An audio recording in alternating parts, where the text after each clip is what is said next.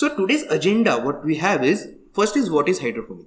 We'll talk about what is hydroponic, why exactly hydroponics. Like lot of people, for example, from when I was a kid, when I was in like third or fourth standard, my mother gave me the money plant. I used to keep my money plant in the plastic bottle, and I used to wait. Okay, this will grow slowly. The whole idea was the way money plant grows will become rich. The money will start flowing in. So that's the first time when I was in third standard. First time I was introduced to the hydroponic. Although I didn't knew about that, it's a hydroponic. Plants are growing on the water. Although I didn't knew about this, but it was a form of a hydroponic. So hydroponic is not a pretty new technology. Hydroponic is a pretty old technology. The first time hydroponics was introduced by the Greece, it was in 18th century. So it is very, very, very old technology. It's a proven science. This is not something we are reinventing the wheel. We are not doing something like extraordinary and like something is not done. We're not doing something like that. This is a pretty old technology. This is like rinse and repeated, overly used. This is a very old and completely proven technology. We are not doing something new, but a lot of people they are not aware of what they are doing is a hydroponic or not.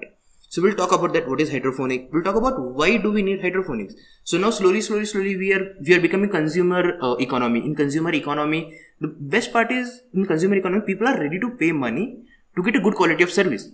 And traditional agriculture is not able to supply good quality of services. For example, when we talk to the restaurants, the biggest issue restaurant face today is they're not getting constant quality of ingredients to produce a constant quality of, like say, pizza. If particular restaurants, they're mastered into the pizza, but they want a constant quality of a basil all year around. If you're not getting the constant quality of basil, their pizza taste won't be consistent. The restaurant person cannot say to the customer, okay, in January my pizza tastes different, in March it's a little bit different, in December it is a little bit different, in March I don't sell pizza because the basic leafy greens are not available. They cannot run their business on that. So the basic restaurant business or any hotel, if you go to any 5-star hotel or 3-star hotel or any continental business, so what they look for is they want consistent supply. So hydroponic provides a consistent supply. That's why the hydroponic is slowly picking up the market. They are taking the speed because in consumer economy, people are ready to spend a lot of money towards luxurious items like continental food. So that economy is being developed slowly. So we'll talk about why do we need hydroponics.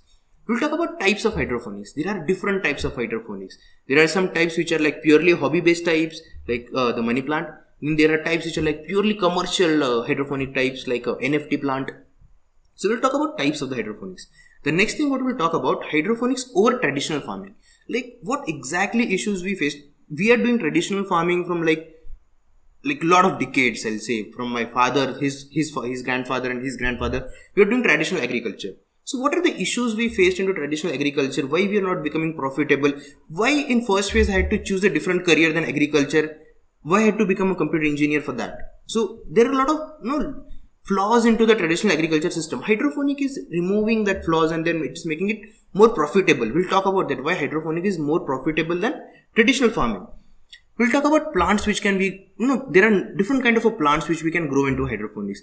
Ultimately, what I have found out is any plant which grows up to 3.5 feet in height, it can be grown into hydroponics successfully without doing much of a science, without you doing a lot of experiments with it. If any particular plant grows 3 feet in height, we can grow it into the hydroponic.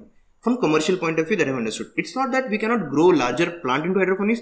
Yes, we can grow larger plants into hydroponics, but it doesn't become commercially viable after a point. So let's talk about inert media. We'll talk about inert media after that. There are different kind of inert media. There is a osseous cube, then there is a hydroton balls, then there is a cocoa pit, then there is a perlite. It's a very confusing part where people don't understand what kind of inert media they should use. We'll talk about that inert media, like when it makes a commercial sense of which inert media we should use, and when we go to the little bit on we incline little bit to the science. Okay, this inert media gives me this advantage, so I should pick this inert media. We'll talk about that. We'll talk about seedlings. Lot of people, they fail into first phase of a hydroponic at the seedling phase. The first thing in a seedling is the nutrients which we give to the seedlings. It's not the nutrients which are for the plants or for the hydroponics. The nutrient cycle of a seedlings is totally different. The climatic condition which is required to grow seedlings is completely different. A lot of losses happens into the seedling. If you say, if I'm planting 100 plants, so more than 20% plants will die into the seedling phase. So that's a most filtration process we have into the seedling phase. So we'll talk about seedling phase, like what exactly is seedlings, like how to prepare seedlings from seeds, like what are the nutrient solutions we need to give them. We'll talk about nutrients for seedlings. We'll understand like core autonomy of the seedlings. We'll talk about that. After that, the most important part, water. Water, H2O, we know that H2O is the water, and agriculture uses water. More than 70% fresh water is used for the agriculture. There is a basic reason why we use water for the agriculture. Water can take any kind of a fertilizer or chemicals into it. It can dissolve properly and then make it available to the root plants. We'll talk it how water does that. Like why water is a core part of agriculture. We'll talk about water. Then we'll talk about pH of water. There is a potential hydroponic. Why do we have to maintain the pH? Then we'll talk about EC, what is the electric conductivity of water. Whenever we mix any fertilizer or any salt into the water, the EC shoots up, the ppm shoots up. So why exactly does that happen?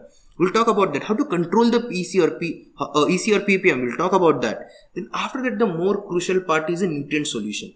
So now we have started growing plants. We know about the water, we know about the seedlings. Our plants goes into the hydroponic system.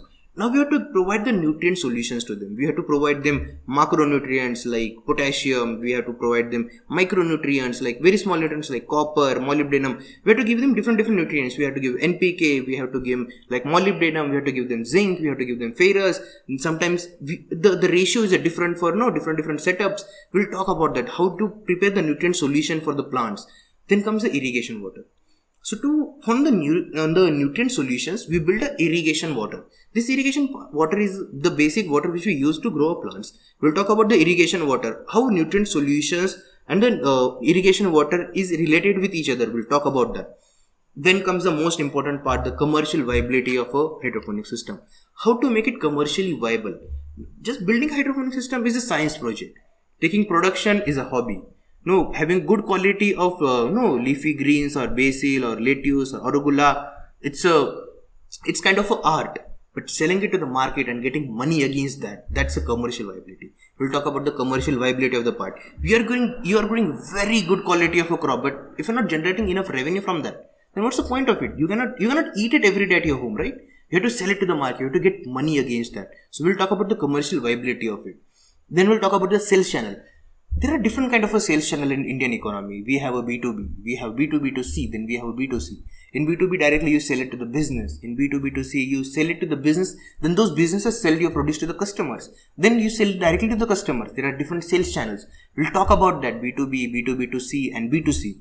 After that, what we'll talk about is, this is the basic course which you have completed. Then we'll talk about the advancements, what you can do. We'll talk about the farm management software. We'll talk about the price watchers. We'll talk about how you can visit us, how you can visit the farm. We can talk about that. We'll talk about these different segments, how they stitch up together and build entire hydroponic ecosystem for you. So let's dive into the basic concept of hydroponics. We'll start with what is hydroponic.